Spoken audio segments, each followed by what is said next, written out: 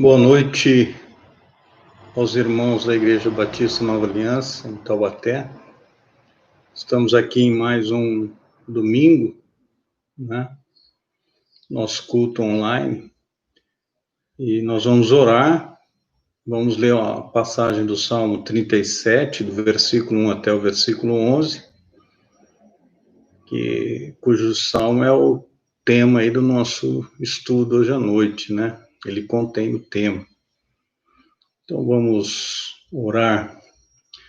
Senhor nosso Deus, nosso amado Pai, nós queremos agradecer por mais um dia de vida que o Senhor tem nos dado, pelo privilégio de sermos teus filhos, temos a vida eterna, e queremos pedir que o Senhor esteja conosco à frente desse culto de hoje à noite. Perdoa, Senhor Deus, os nossos pecados, nos purifique de toda injustiça, trabalhe em nosso coração de maneira a fazermos aquilo que o Senhor quer e não o que nós queremos. Que o Espírito do Senhor esteja à frente, pois toda honra e toda glória pertence ao Senhor e não a nós. Então glorifica o nome do Senhor através de cada um de nós. Que tudo que fizermos possa ser feito para a honra e glória do Senhor. Pois oramos desde já agradecidos e confiados no nome de Jesus. No nome dele oramos. Amém. Salmo 37, versículos 1 a 11. Não te indignes por causa dos malfeitores, nem tenhas inveja dos que praticam a iniquidade, porque cedo serão ceifados como a erva e murcharão como a verdura. Confia no Senhor e faze o bem, habitarás na terra e verdadeiramente serás alimentado.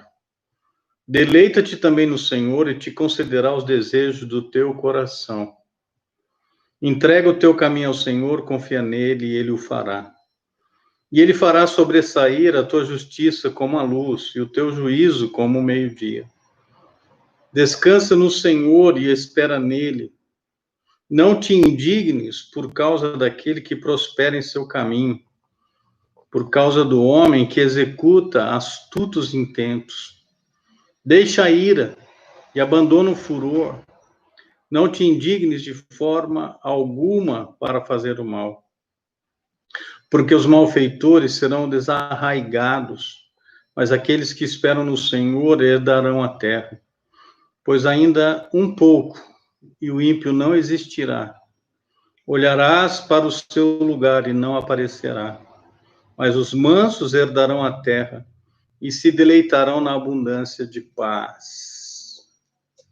Nós temos aí, como título da nossa mensagem, a perspectiva correta em relação às coisas deste mundo, ou às coisas do mundo, né?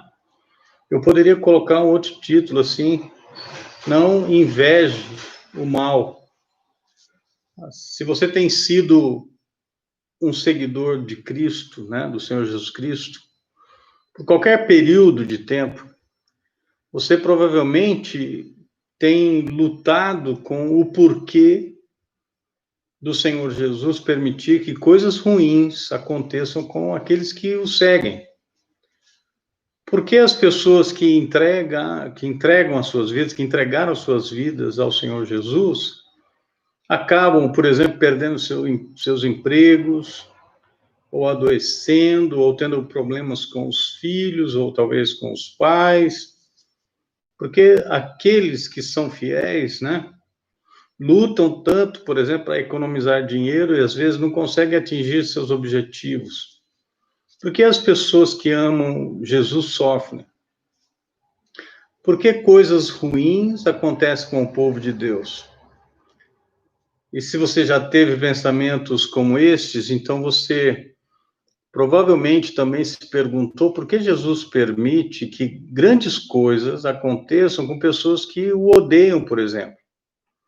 Pessoas que se recusam a viver as suas vidas para a glória do Senhor.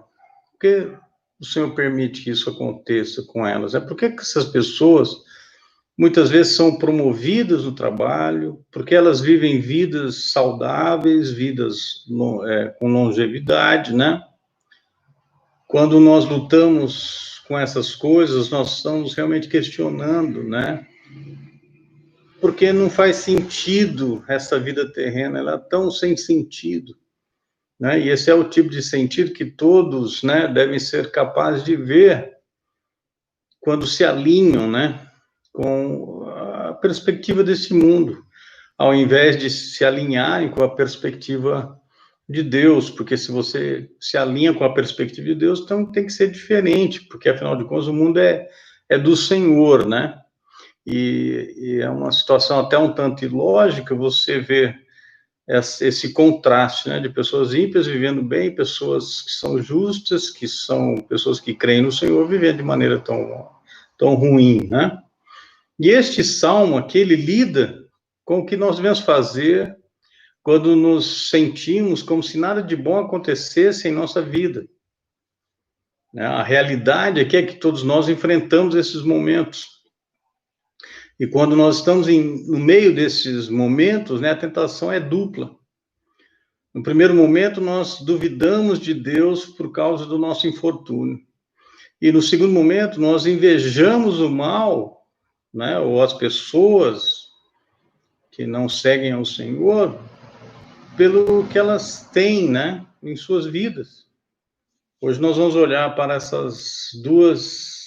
para esses dois aspectos, né, para esses dois lados aí, e nós vamos concentrar, por exemplo, na razão pela qual nós não devemos invejar essas coisas. Agora, quando você pensa em inveja, a inveja, ela acontece quando você combina o desejo com o ressentimento. Não é só ver algo bom e desejar isso para nós mesmos, né? Que por si só não seria pecado, mas é pecado ver algo bom que alguém tem e se ressentir de que a pessoa tem isso e você não. E aí já começou a ser inveja.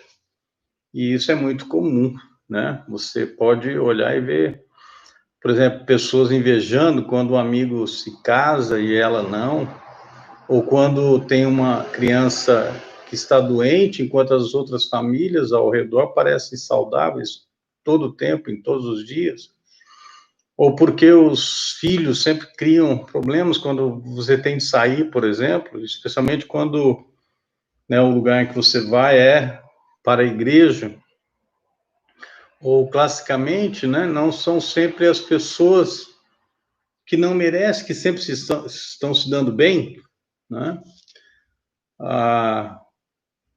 Muitas vezes algumas pessoas pensam, né, eu não seria um administrador muito melhor do dinheiro, ou talvez, né, nós sejamos líderes de uma igreja e ela apresenta pouco ou nenhum crescimento, enquanto outras igrejas que você percebe que não são tão comprometidas assim com a verdade, e essas igrejas parecem prosperar. Então, quando você pensa nesse sentido, a inveja acontece quando vemos os outros terem sucesso e nós ficamos nos ressentindo por isso. Davi, ele era um homem que sabia o que significava ter sucesso, né? Ele teve sucesso. Só que quando ele era um rei, né, ungido, ou vamos dizer assim, que quando ele foi ungido rei, ainda adolescente, ele passou a próxima década, digamos assim, servindo sob o rei Saul. E quando você pensa no rei Saul, você vê que era um homem que se afastou, né, ainda mais de Deus em todas as oportunidades. Né, Saul tornou-se tão depravado que ele começou até mesmo a caçar Davi, mesmo quando Davi o servia fielmente. Saul perseguiu, né, Davi por todo o país e, de maneira surpreendente, Davi teve várias oportunidades para matar Saul, mas simplesmente ele não fez uso de nenhuma dessas oportunidades, ele ficou só assistindo e depois vendo Saul voltar para o seu palácio, enquanto ele voltava para a sua caverna, onde se escondia ali, né? Quando você olha a juventude, por exemplo, né, nós vemos que por anos ele era apaixonadamente dedicado a Deus. Ele lutou com a questão da razão, né, pela qual os ímpios pareciam prosperar e ele não. Só que aqui nós chegamos no Salmo e Davi não é mais um jovem. enquanto ele escreve esse salmo. Se você olhar aqui o versículo, acho que é o 25, deixa eu ver. Ele diz assim, eu fui moço e agora sou velho, mas nunca vi desamparado o justo, nem a sua semente a mendigar o pão. Então, o que nós vemos nessas palavras aqui do versículo 25? É Davi passando a sabedoria que ele aprendeu em relação a como encarar, né, a fé em si mesmo e lutar contra a inveja. Vamos olhar no versículo 1 aqui desse salmo. Ele diz assim, não te indignes por causa dos malfeitores, nem tenhas inveja dos que praticam a iniquidade. E aí eu me pergunto, né, se você já teve essa experiência. Vamos dizer assim, você pode estar tendo assim um grande dia e de repente você recebe uma informação, você fica sabendo de algo bom que aconteceu com alguém que você não considera tão bom assim, né? Que você considera mal, por exemplo, né? Uma pessoa má e de repente você cai imediatamente um sentimento que, se você for honesto, né? Se analisar com profundidade, você vai ver que é inveja. Você passou de um estado emocional bom para um estado emocional ruim e isso foi em segundos. Aí você vê que a inveja, ela ataca rapidamente e ela rouba a alegria. Mas neste salmo, né, Davi, ele nos adverte contra a inveja simplesmente porque isso faz de você uma pessoa miserável, né? E, na verdade, não é só simplesmente por isso, mas é porque em sua raiz a inveja é uma espécie de descrença, que se você deixar correr de modo desenfreado, a inveja poderá nos separar eternamente de Deus, né? A Bíblia diz que a inveja é um mal que é desesperadamente perigoso. Abra sua Bíblia em Gálatas. Gálatas. Eu vou olhar aqui, capítulo 5 de Gálatas, versículos 19, 20 e 21, diz assim, porque as obras da carne são manifestas, as quais são adultério, fornicação, impureza, lascívia, idolatria, feitiçaria, inimizades, contendas, ciúmes, iras, pelejas, dissensões, heresias, invejas, homicídios, bebedices, glutonarias e coisas semelhantes a estas, acerca das quais de antemão vos declaro, como também já antes vos disse, que os que cometem tais coisas não herdarão o reino de Deus.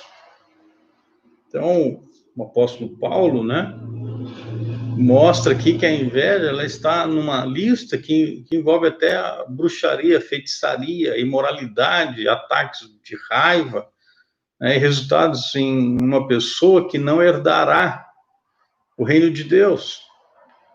E você vê que a razão pela qual a inveja faz parte dessa lista é que em seu núcleo, aparentemente inocente, há um problema ali, né, de uma raiz de blasfêmia.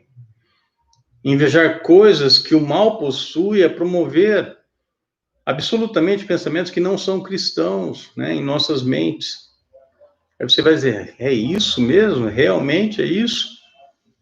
Né? Tudo que eu fiz foi desejar aquelas coisas boas que algumas pessoas têm. Você pode pensar assim, né? Mas são pessoas que não mereciam o que estavam desfrutando. Aí alguém pode perguntar, mas como isso é contra o cristianismo? E aqui nós nos deparamos com uma crença fundamental de que a maioria de nós, na verdade, não aceita essa crença. Até conhece, até fala que realmente isso é bíblico, mas não aceita. E sabe qual é? A realidade é que nenhum de nós merece qualquer coisa boa de Deus. A única coisa que nós temos é a graça, e a graça é favor imerecido, é que nós não merecemos. Ou seja, é um dom totalmente gratuito. Já ouviu falar em Madre Teresa de Calcutá e Hitler? Eu vou dizer o seguinte, que ambos mereciam exatamente a mesma coisa de Deus por suas ações. Ou seja, as boas ações da Madre Teresa entre os órfãos ali de Calcutá, não a tornavam digna de um tratamento melhor da parte de Deus do que o genocídio de Hitler contra os judeus. E aí eu pergunto, você acredita nisso? É verdade. Se não receberem, né, se a Madre Teresa e o Hitler não receberem, ou se eles não recebessem, né, acredito que talvez não tenham recebido o presente gratuito da graça de Deus, tanto as ações da Madre Teresa como as ações de Hitler deixarão os dois condenados a uma eterna separação de Deus. E esse é o ponto aqui, né, de Isaías, quando ele nos fala, né, em um versículo, se você quiser olhar lá, né, em Isaías 64, versículo 6, diz assim: todos nós nos tornamos como um que é impuro, e todos os nossos atos justos são como trapos imundos. Todos nós murchamos como uma folha, e como um vento, né, nossos pecados nos varrem para longe. Já parou para pensar nisso aí? Aí você vê o trapo de imundícia aí, né? E alguns associam, por exemplo, esse trapo de imundícia, aquele trapo, por exemplo, que uma mulher usava quando estava menstruada, ou com aquele trapo que os leprosos usavam ao redor ali das feridas, né? Como se fosse um curativo. Então você pode ver aquele trapo imundo ali, né? Isaías diz aqui que as coisas mais justas, que o melhor que nós podemos realizar, coisas como aquelas que a Madre Teresa realizou na vida dela, são como trapos imundos, trapos de imundícia, quando a pessoa apresenta isso para tentar ganhar o favor de Deus, ganhar o prazer de Deus, né? A alegria de Deus. Deus olha para aquilo e vê como um trapo imundo. Então, isso é o que as melhores coisas que nós fazemos, e achamos que podemos oferecer isso a Deus, elas se parecem com esse trapo. Então, não existe essa coisa como uma pessoa que merece o favor de Deus. Não existe Madre Teresa, não existe você, não existe nem eu. Não existe uma pessoa que possa apresentar coisas boas diante de Deus. E aqui está como é que isso se encaixa com o nosso texto hoje. Invejar é combinar o desejo com o ressentimento. É dizer assim, ó, eu mereço que essa pessoa está recebendo mais do que ela.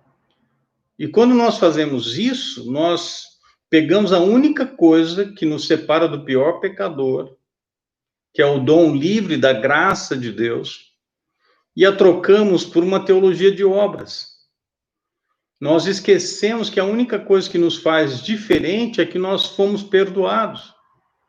E acreditamos naquele momento que realmente nós somos pessoas melhores do que aquelas pessoas, né? Do que as outras pessoas ali.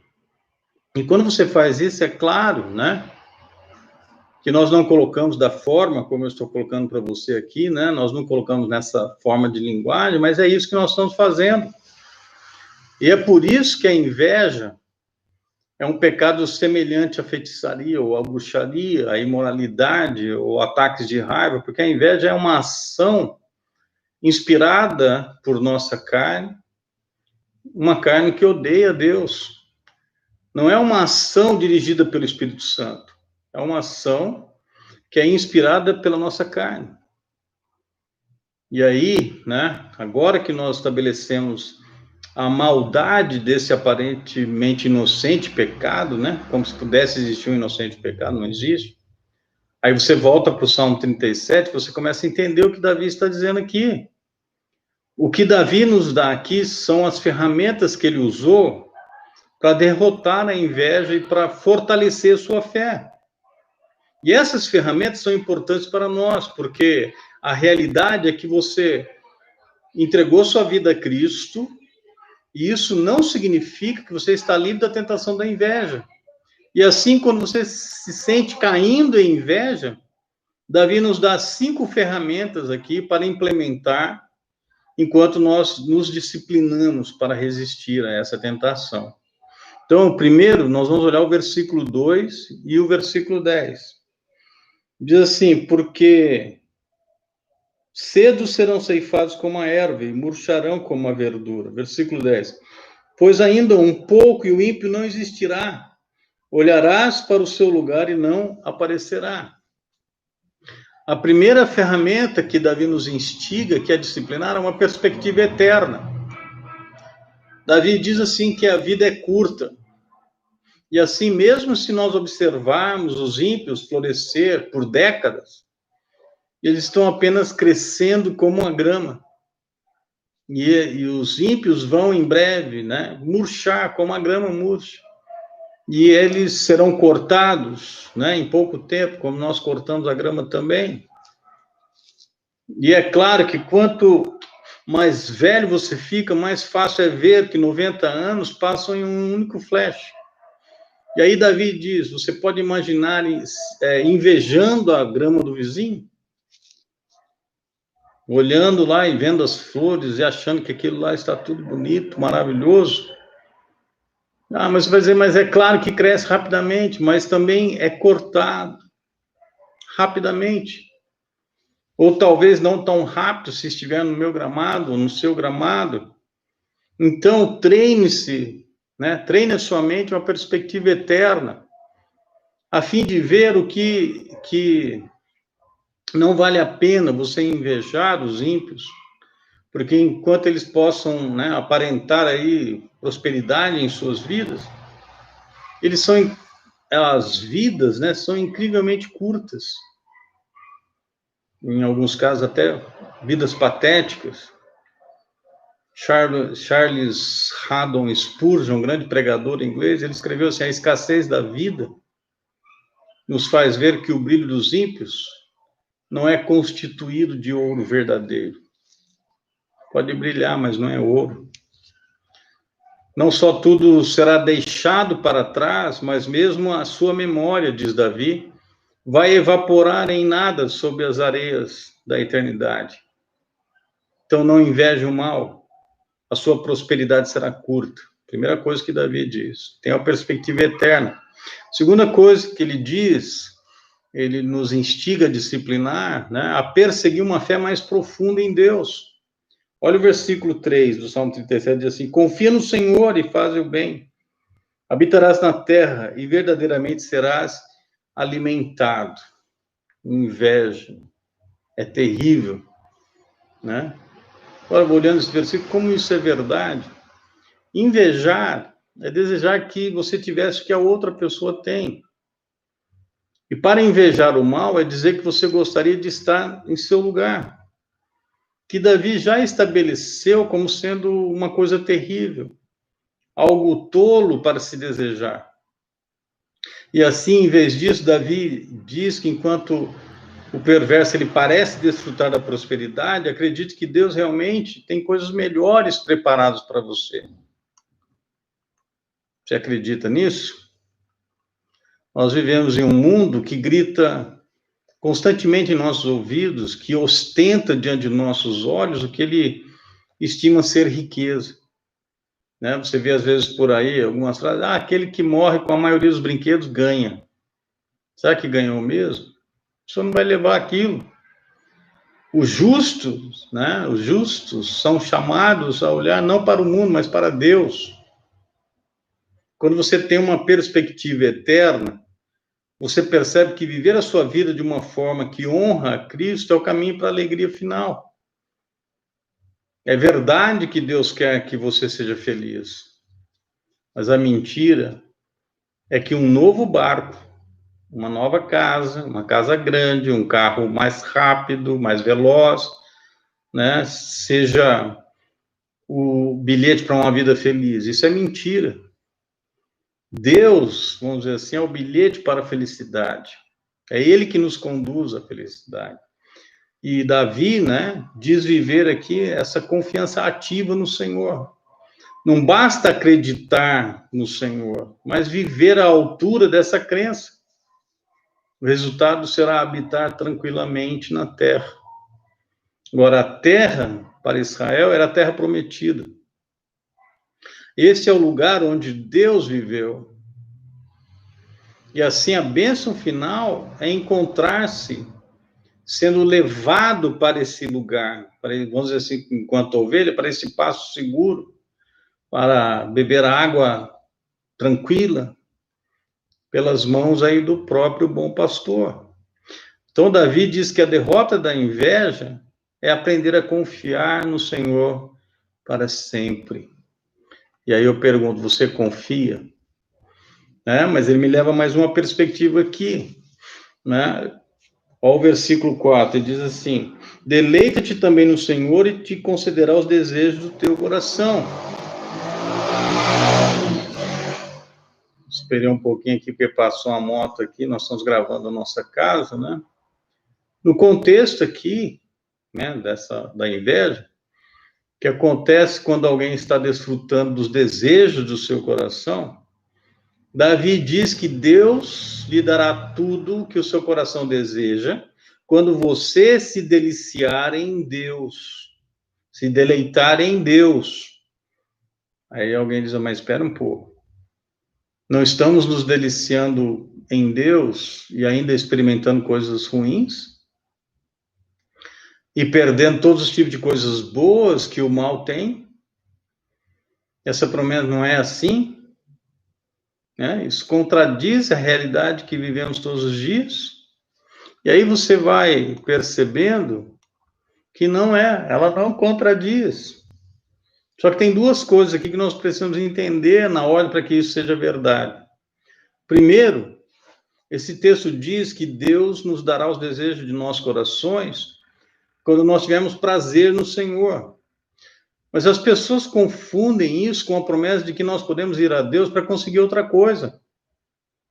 Você vê que Deus, ele não será um meio para um fim. Deus não permitirá que você o pise, né? Para adorar outra coisa, que você o despreze para adorar outra coisa.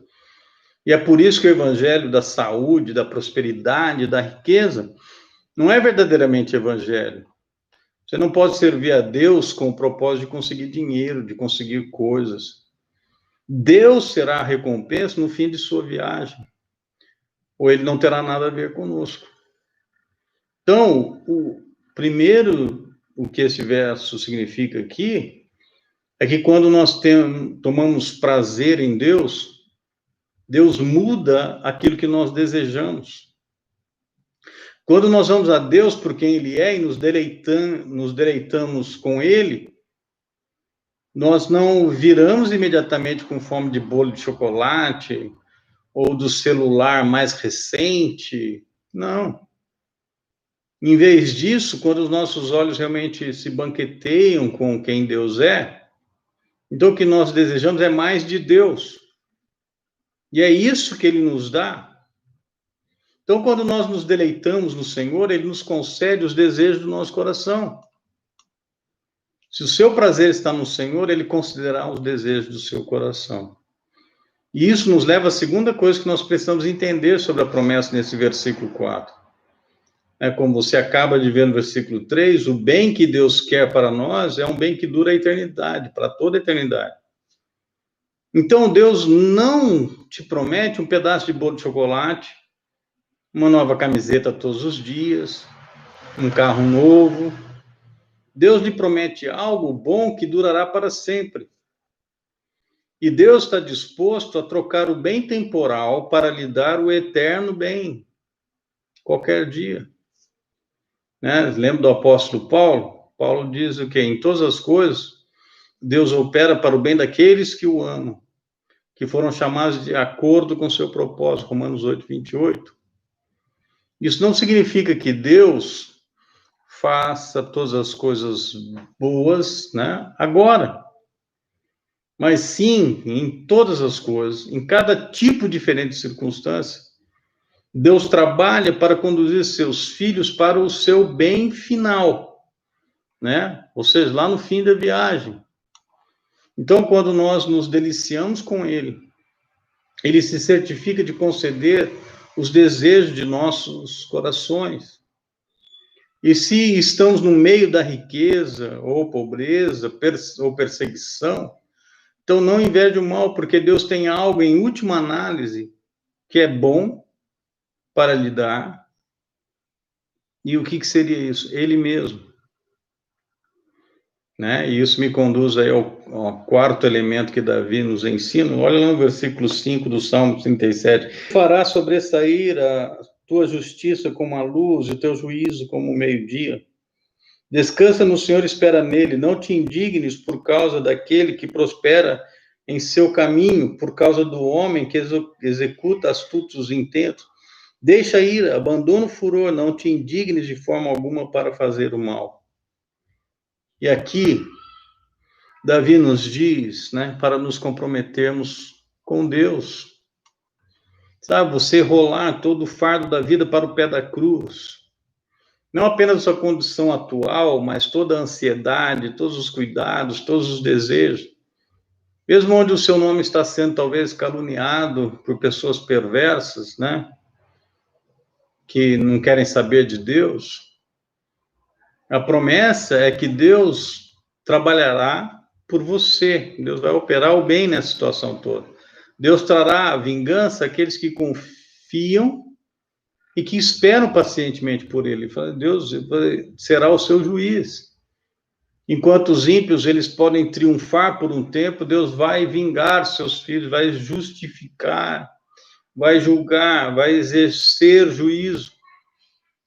Então não inveje o mal, porque em última análise nós vamos sair por cima, nós vamos vencer essa situação toda.